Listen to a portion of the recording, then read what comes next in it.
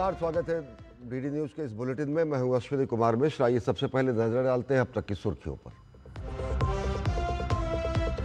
पश्चिम बंगाल और तमिलनाडु में देश की आजादी के बाद पहली बार हुआ सर्वाधिक मतदान। पश्चिम बंगाल चुनाव के पहले चरण में करीब 92% मतदान। तमिलनाडु में भी 85% से ज्यादा वोटिंग।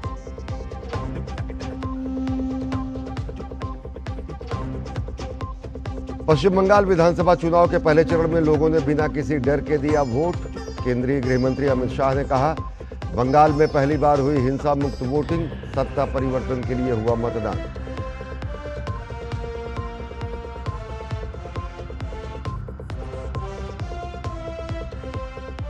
पश्चिम बंगाल में दूसरे चरण के चुनाव प्रचार में दिग्गजों ने झोंकी पूरी ताकत। प्रधानमंत्री ने चुनावी रैली कर विपक्ष पर साधा निशाना, कहा बंगाल में चल रही है परिवर्तन की आंधी। अमित शाह ने उठाया घुसपैठ का मुद्दा। ममता बनर्जी ने भी प्रचार में झोंकी ताकत।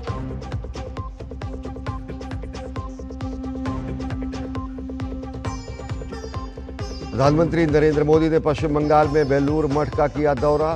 स्वामी रामकृष्ण परमहंस और स्वामी विवेकानंद को अर्पित किए श्रद्धा सुमन। मठ में धर्मगुरुओं से भी की मुलाकात।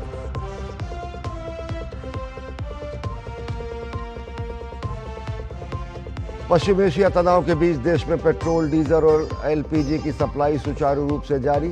सरकार कर रही है निर्बाध आपूर्ति सुनिश्चित करने के सभी प्रयास। 5 किलोग्राम के सिलेंडर की बिक्री ने बनाए रिकॉर्ड।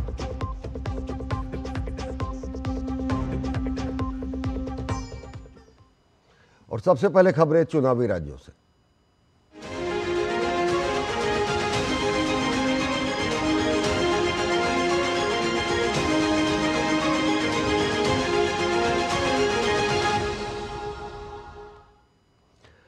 मुख्य निर्वाचन आयुक्त ज्ञानेश कुमार ने कहा कि पश्चिम बंगाल विधानसभा चुनाव पहले चरण में आजादी के बाद सर्वाधिक मतदान हुआ है।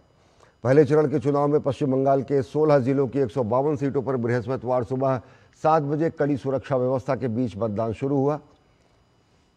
इन सीटों पर कुल 167 महिलाओं सहित कुल 1478 उम्मीदवार चुनाव लड़ रहे थे। राज्य में दूसरे चरण के चुनाव में 142 सीटों पर 29 अप्रैल को मतदान होगा।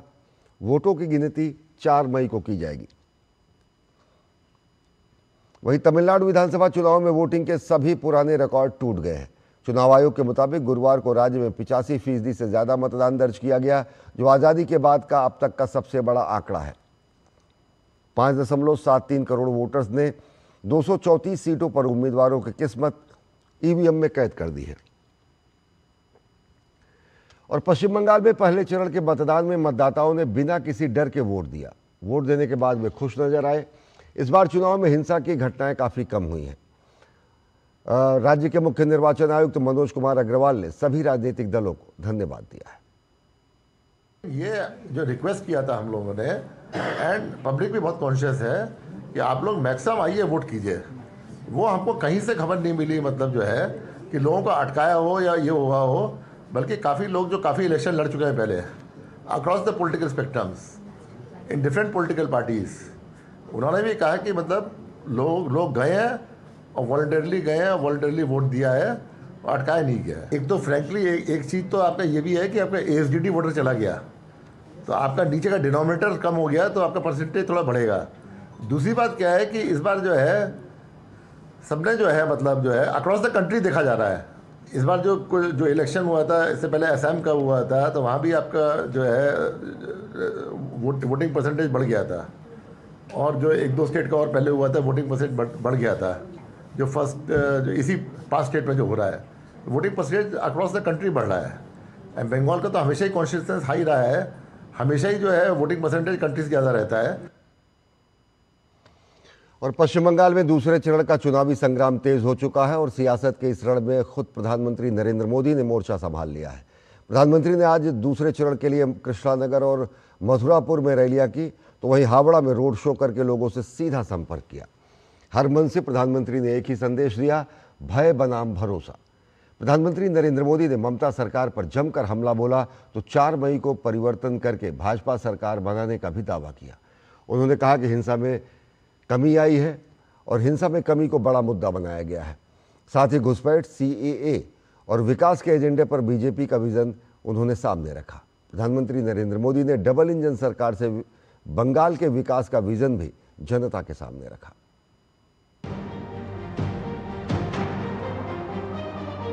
बंगाल में परिवर्तन की आंधी चल रही है। बंगाल में हो रहा बम्पर मतदान ये साफ साफ दिखा रहा है कि भय हार रहा है और भरोसे की जीत पक्की है।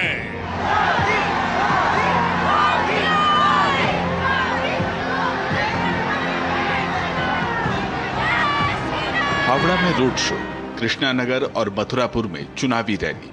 प्रधानमंत्री ने दूसरे दौर के लिए प्रचार कर तृणमूल के खेमे में हलचल मचा दी। उन्होंने कहा कि पहले चरण का मतदान 50 सालों में ऐसा पहला अवसर है जब चुनावी हिंसा की शिकायतें सबसे कम रही। पिछले 50 साल में ये पहला चुनाव ऐसा है जिसमें हिंसा कम से कम हुई है, वरना हर हफ्ता किसी को फांसी पर लटका देते थे और बोल देते थे आत्महत्या कर दी। यानी एक प्रकार से गुंडा राज चलता था। मैं इलेक्शन कमीशन का हृदय से अभिनंदन करता हूं कि उन्होंने लोकतंत्र की फिर से एक बार बंगाल की धरती पर प्रतिष्ठा की है। प्रधानमंत्री ने दोहराया कि तृणमूल के गुंडाराज, सिंडिकेट और अत्याचार का पूरा हिसाब होगा। उन्होंने कहा कि भाजपा की सरकार अवैध घुसपैठियों पर सख्त कार्रवाई करेगी। वहीं सीए के तहत मतुआ समुदाय से लेकर अन्य को सुरक्षा की पूरी गारंटी मिलेगी। हमारे किसी भी मतुआ परिवार, नाम शूद्र परिवार, शरणार्थी परिवार को तृणमूल से भयभीत होने की जरूरत नहीं है। आपको कोई हाथ भी नहीं लगा सकता है। जो भी शरणार्थी है, जो भी धर्म के आधार पर हुई प्रताड़ना के कारण, मुसीबतों के कारण, अपने धर्म के प्रति स्वाभिमान के कारण भारत आए हैं, मोदी उनके साथ खड़ा है। प्रधानमंत्री ने भरोसा जताया कि 4 मई के बाद भाजपा की सरकार पश्चिम बंगाल में बनना तय है।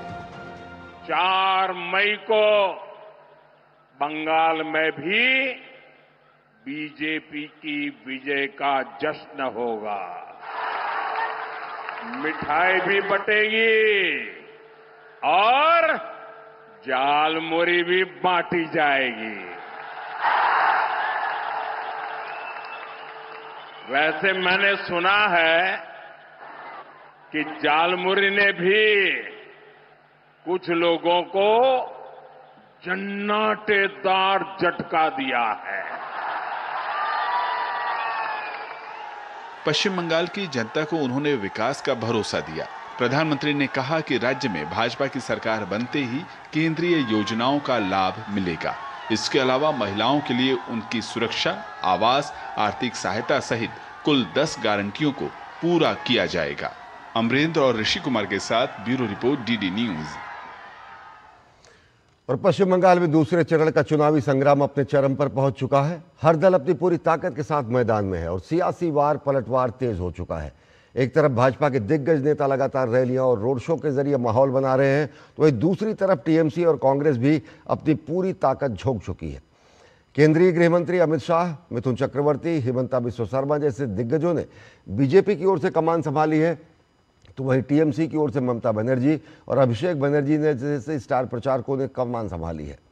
क्या बीजेपी का आक्रामक अभियान बंगाल की सियासत का समीकरण बदलेगा या फिर ममता बनर्जी का जमीनी नेटवर्क इस बार फिर भारी पड़ेगा? ये देखना दिलचस्प होगा।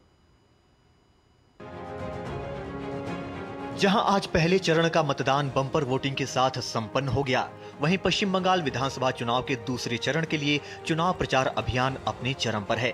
सभी दल अपने उम्मीदवारों के समर्थन में प्रचार में जुटे हैं। भाजपा के वरिष्ठ नेता अमित शाह ताबड़तोड़ चुनावी रैलियां और रोड शो कर रहे हैं। उन्होंने बालागढ़ और पुरसुराह विधानसभा क्षेत्रों में जनसभा संबोधित करते हुए राज्य में हिंसा, भ्रष्टाचार और अवैध घुसपैठ के मुद्दों पर ममता सरकार पर जमकर निशाना साधा। वहीं भाजपा के कार्यकर्ताओं पर हिंसा करने वालों को उन्होंने चेतावनी भी दे डाली। घुसपैठिए हमारे बंगाल के युवाओं की नौकरी खा रहे हैं, गरीबों का राशन खा रहे हैं और देश को असुरक्षित करने का काम करती हैं। 5 तारीख के बाद बंगाल में एक भी व्यक्ति घुसपैठ नहीं कर पाएगा। ये भाजपा का वादा है। जिन लोगों ने भारतीय जनता पार्टी के कार्यकर्ताओं पर संतरास किया है, हमारे कार्यकर्ताओं का जान गया है, वो सभी सुनकर रखे। आप बच नहीं गए हो। 5 तारीख के बाद पाताल से भी ढूंढकर आपको जेल की सलाखों के पीछे। वहीं चौथी बार सत्ता पर काबिज होने की कोशिश में जुटी ममता बनर्जी भी जमकर प्रचार अभियान में जुटी हुई हैं। उन्होंने भवानीपुर में शीतला मंदिर से पटुआपाड़ा तक रोड शो किया। साथ ही चौरंगी क्षेत्र में जनसभा को संबोधित करते हुए एक बार फिर SIR का मुद्दा उठाते हुए राज्य में अपनी सत्ता वापसी का दावा किया। सिर्फ चालाकी से आप कोई बड़ा काम नहीं कर सकते। आप जितने ज्यादा वोट हटाएंगे, अगर 100 वोट हैं, तो लोग अपने अधिकारों की रक्षा के लिए 99 वोट जरूर डालेंगे। वे बंगाल पर जितना ज्यादा हमला करेंगे, हमारी जीत उतनी ही पक्की होगी। भाजपा नेता मिथुन चक्रवर्ती ने तारकेश्वर विधानसभा क्षेत्र से बीजेपी उम्मीदवार संतू पान के समर्थन में रोड शो किया। वहीं उलुबेरिया, बनगांव और हारिन घाटा में असम के मुख्यमंत्री हेमंता बिस्वा शर्मा ने चुनाव प्रचार किया। भाजपा के प्रदेश अध्यक्ष समीक भट्टाचार्य श्यामपुकुर विधानसभा क्षेत्र से भाजपा उम्मीदवार पूर्णिमा चक्रवर्ती के समर्थन में चुनावी अभियान में शामिल हुए। दूसरी तरफ राज्य में सत्तारूढ़ टीएमसी और कांग्रेस ने भी ताकत झोंक रखी है। ममता बनर्जी लगातार डोर टू डोर प्रचार कर रही है। उनके साथ अभिषेक बनर्जी भी लगातार चुनावी रैलियों को संबोधित कर रही हैं। वहीं कांग्रेस भी चुनाव प्रचार में पूरी ताकत लगा रखी है। अब देखना होगा कि 4 मई को परिणाम किसके पक्ष में आता है। ब्यूरो इनपुट के साथ सौरभ दत्ता की रिपोर्ट, DD न्यूज। और पश्चिम बंगाल विधानसभा चुनाव के दूसरे और अंतिम चरण के लिए धुआंधार प्रचार जारी है। भाजपा के वरिष्ठ नेता और केंद्रीय गृह मंत्री अमित शाह ने आज उत्तर 24 परगना में विशाल रोड शो किया। रोड शो में भारी जनसमूह भी उमड़ा। DD न्यूज से विशेष बातचीत में अमित शाह ने भाजपा की भारी जीत का विश्वास जताया। उन्होंने पहले चरण में हुए बम्पर मतदान को बदलाव का वोट बताया है। केंद्रीय गृह मंत्री अमित शाह से बातचीत की हमारी संवाददाता रीमा पाराशर ने। हम उत्तर 24 परगना में हैं और पहले हम आपको दिखाएंगे कि किस तरह से चाहे छत हो या तमाम जगह हो, सिर्फ एक झलक पाने के लिए और अपने कैमरे में, मोबाइल में कैद करने के लिए यहाँ पर महिला शक्ति, नारी शक्ति बहुत दिखाई दे रही है। भीड़, हुजूम दिखाई दे रहा है। मतलब आपको दूर तक और कुछ नहीं, सिर्फ लोग और लोगों का प्यार दिखाई दे रहा है। हमारे साथ जरा इस पूरे चुनाव के रणनीतिकार गृह मंत्री अमित शाह जी मौजूद हैं। अमित भाई, बहुत बहुत स्वागत है आपका। पहले चरण में बम्पर वोटिंग हुई है। हर चुनाव का इतिहास एक तरीके से पिछली बार का भी टूट गया है। क्या लग रहा है? पहली बार हिंसा के बगैर, भय के बगैर बंगाल के मतदाताओं ने मतदान किया है और ये परिवर्तन का वोट है। परिवर्तन का वोट है। आपने जब वोट देखा तो ममता बनर्जी ने कहा कि गृह मंत्री ने सारे अफसरों को धमका करके, और ये SIR के खिलाफ वोट है। चलिए, अब काउंटिंग कहाँ दूर है, 5 दिन और खुश ले रहे। अमित भाई, मैं इतनी महिलाएं देख रही हूँ और यूथ देख रही हूँ बहुत ज्यादा। ये जो परिवर्तन है, क्या ये महिला वोट का परिवर्तन है या युवाओं के वोट का परिवर्तन दिख रहा है? देखिए, एक लड़की भी आपका वहाँ फोटो लेने के लिए। बच्चियां लड़कियां सब दिख रही हैं। देखिए पहले तो कितनी खुश हैं अमित भाई का फोटो लेकर के अपने मोबाइल। नहीं, हर जगह परिवर्तन की लहर है और बहुत समय के बाद वो भय के बगैर भरोसे से वोटिंग कर रहे हैं, इसका भी आनंद। अमित भाई, राहुल गांधी ने वोटिंग से ठीक पहले सोशल मीडिया पर डाल दिया कि तृणमूल कांग्रेस अगर सही से काम करती तो बीजेपी का रास्ता साफ नहीं होता।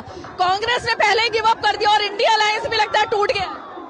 मैं मानता हूं कि इस बात में राहुल सच्चे हैं क्या कि अगर तृणमूल कांग्रेस इतना बंटाधार न करती तो हमारी जमीन इतनी सरल न होती। लेकिन आप कह रहे हैं कि एसआईआर, इसका एक श्रेय एसआईआर को जाता है। एसआईआर का निश्चित रूप से फर्क पड़ा है। ये जो भारी मतदान प्रतिशत दिख रहा है वो भी नकली वोट निकल जाने के कारण है। अमित भाई, अंतिम दो सवाल। अभी तक बंगाल के इतिहास में एक अलग तरीके की विचारधारा चलती रही थी। अभी जो हम धुन सुन रहे हैं, जिस तरह से भगवा देख रहे हैं, आपको लगता है कि अब एक जो नई विचारधारा है उसका एक तरीके से उत्थान हो रहा है? हमारे पहले अध्यक्ष ही बंगाल से थे, श्यामा प्रसाद मुखर्जी। हम पहले चुनाव में यहाँ से 5 सीटें प्राप्त करे थे, तो यहाँ एक हमारा पूरा नींव पड़ा हुआ है और मैं मानता हूँ कि इस बार हमारा संगठन मजबूत है, ममता के गुंडे पस्त पड़े हैं और हम चुनाव जीते। और भ्रष्टाचार पर लगाम कसी जाएगी? भ्रष्टाचार पर निश्चित रूप से लगाम कसी जाएगी। अंतिम सवाल अमित भाई, जीत के बाद पहला कदम क्या रहेगा अगर सरकार बनती है तो? ये नए मुख्यमंत्री तय करें। बहुत बहुत शुक्रिया। तो देखिए, ये वो जनता का प्यार है और इतने व्यस्त शेड्यूल से बात करना भी बहुत ज्यादा ये अहम बात है। लेकिन ये आपको बता दें, मुख्यमंत्री कौन होगा ये सब बाकी बातें हैं, लेकिन पहले चरण ने बीजेपी का उत्साह जरूर बढ़ा दिया है। कैमरा पर्सन संदीप के साथ रीमा पराशर, डीडी न्यूज के लिए। वरिष्ठ भाजपा नेता अमित शाह ने पश्चिम बंगाल में ममता सरकार की हार का दावा किया है। उन्होंने सोशल मीडिया प्लेटफॉर्म एक्स पर एक अस्त होते सूर्य का वीडियो जारी करते हुए लिखा, टीएमसी के भ्रष्टाचार और गुंडागर्दी का सूरज डूब चुका है।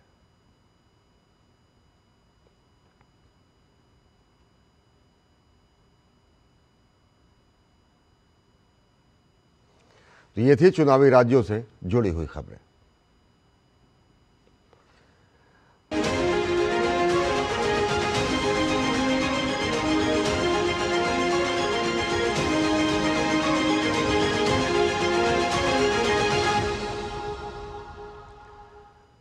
प्रधानमंत्री नरेंद्र मोदी ने पश्चिम बंगाल में बेलूर मठ का दौरा किया। यह मठ रामकृष्ण मिशन और रामकृष्ण मठ का वैश्विक मुख्यालय है। हावड़ा में हुगली नदी के तट पर स्थित इस मठ की स्थापना 1897 में स्वामी विवेकानंद ने की थी।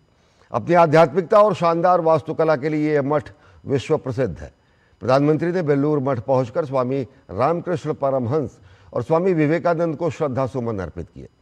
प्रधानमंत्री नरेंद्र मोदी ने मठ में धर्मगुरुओं से भी मुलाकात की।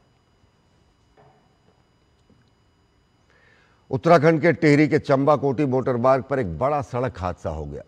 हादसे में ऋषिकेश में अपने प्रियजन का अंतिम संस्कार करके लौट रहे 8 लोगों की मौत हो गई। बताया जा रहा है कि बोलेरो कैंपर वाहन में 10 लोग सफ़र कर रहे थे, तभी नैल के पास गाड़ी अनियंत्रित होकर तकरीबन 300 मीटर नीचे गहरी खाई में जा गिरी। टिहरी की जिलाधिकारी नीतिका खंडेलवाल ने जानकारी दी कि घटना के वक्त 8 लोगों की मौके पर ही मौत हो गई। वहीं 2 गंभीर रूप से घायल लोगों को रेस्क्यू कर अस्पताल भेजा गया। प्रारंभिक जानकारी में ओवरलोडिंग को हादसे की बड़ी वजह माना जा रहा है। चंबा से कोटी के रास्ते के बीच में एक नैल गांव पड़ता है, वहाँ पे एक बोलेरो कैंपर जो है वो खाई में गिर गई है। और यदि हम मौके पे देखें तो टोटल जो भी सूचना है वो 10 लोग उस पर सवार थे। 2 लोग तभी रेस्क्यू कर लिए गए थे, उनको इंजरीज आई हैं, कुछ फ्रैक्चर्स आए हैं, उनको हमने ज़िला अस्पताल भेज दिया है और वहाँ उनका उपचार हो रहा है। अभी वो लोग स्टेबल हैं और 8 लोगों की डेथ हो गई है। काफ़ी दुखद है क्योंकि काफ़ी नीचे खाई में गिरे हैं, तो किसी के भी बचने की कोई संभावना नहीं है। और उसमें से अब हमने सारी बॉडीज़ को नीचे भेज के एसडीआरएफ की टीम हमारी कोटी से तुरंत आ गई थी, पूरी पुलिस की प्रशासन की टीम पूरी थी। अब सभी बॉडीज़ को रिकवर कर लिया गया है और पोस्टमार्टम के लिए हमने जिला अस्पताल भेज दिया गया है। उत्तराखंड के टिहरी में हुए दर्दनाक सड़क हादसे पर जानमाल में हुए नुकसान पर प्रधानमंत्री नरेंद्र मोदी ने गहरा शोक व्यक्त किया है। पीएमओ ने सोशल मीडिया मंच एक्स पर लिखा, उत्तराखंड के टिहरी गढ़वाल जिले में हुई दुर्घटना में जान माल की हानि अत्यंत दुखद है। इस हादसे में अपने लोगों को खोने वाले सभी लोगों के प्रति मेरी गहरी संवेदना है। घायलों के शीघ्र स्वस्थ होने की कामना करता हूं। मृतकों के परिजनों को पीएमएनआरएफ की ओर से 2 लाख रुपए की अनुग्रह राशि दी जाएगी। घायलों को 50,000 रुपए की सहायता दी जाएगी।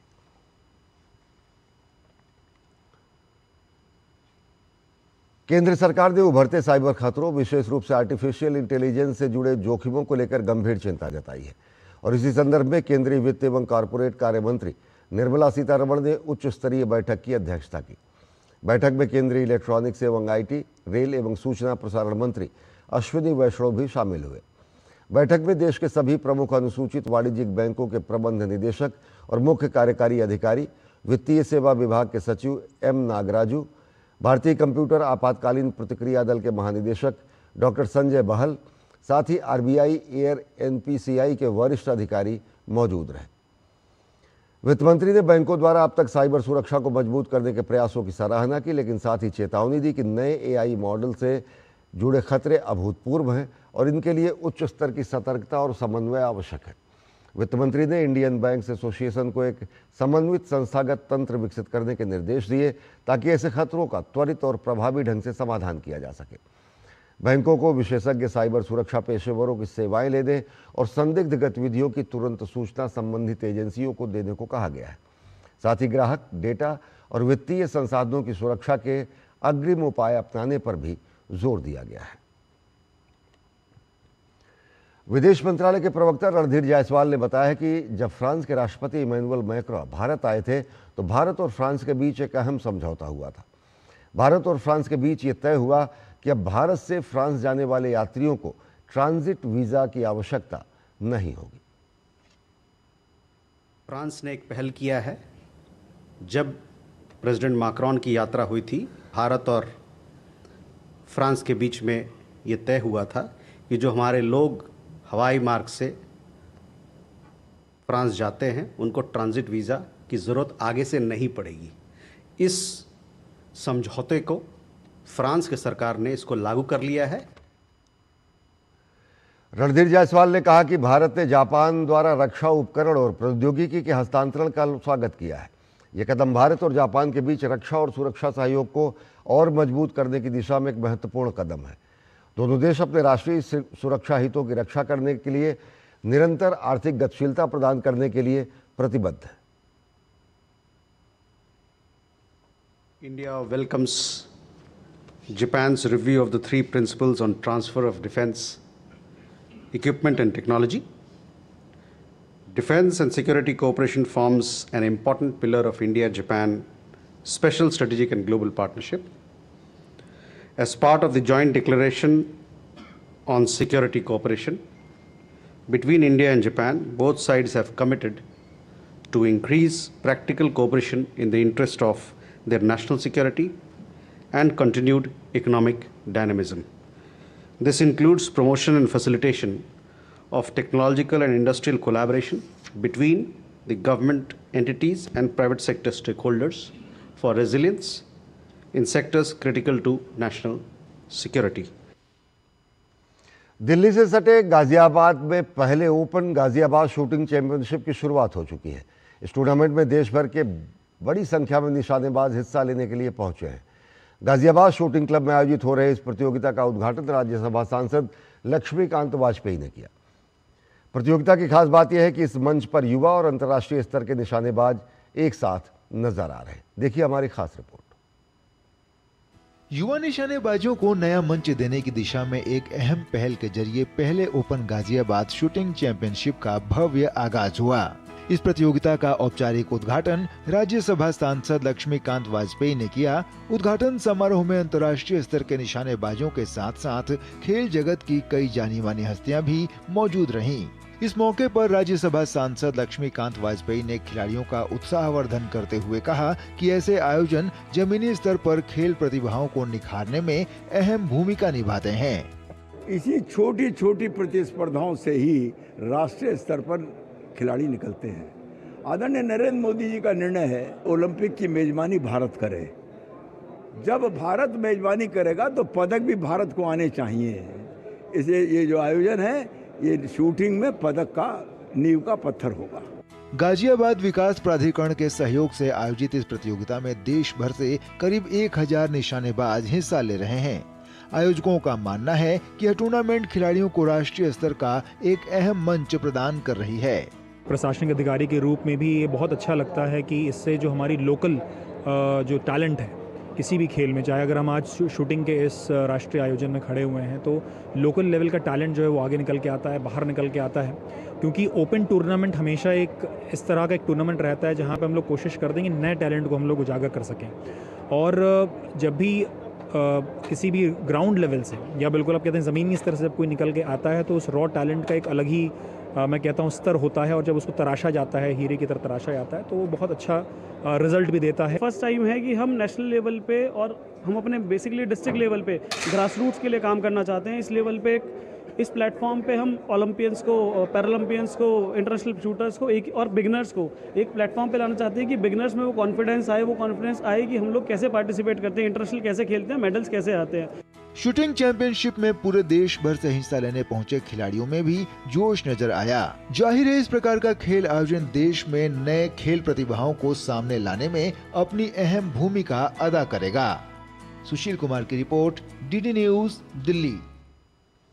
तो बुलेटिन में फिलहाल इतना ही। देश और दुनिया की ताज़ा तरीन खबरों के लिए देखते रहिए डीडी न्यूज। नमस्कार।